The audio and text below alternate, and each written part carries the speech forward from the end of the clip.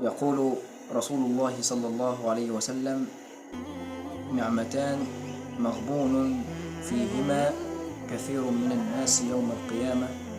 فقال الصحابة: وما هما يا رسول الله؟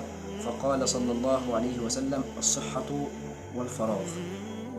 اتق الله في صحتك، اتق الله في وقت فراغك، لا تجعل الله أهون الناظرين إليك في وقت فراغك.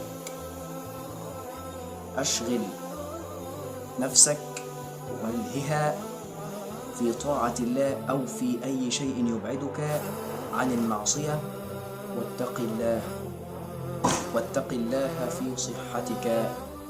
قال صلى الله عليه وسلم: لن تزول قدم عبد يوم القيامة حتى يسأل عن أربع: عن عمره فيما أفناه، وعن شبابه فيما أبلاه. الشباب صحتك، وقت الصحة. وعن ماله من أين اكتسبه وفيما أنفقه، وعن علم ماذا عمل به. فاتقوا الله ما استطعتم.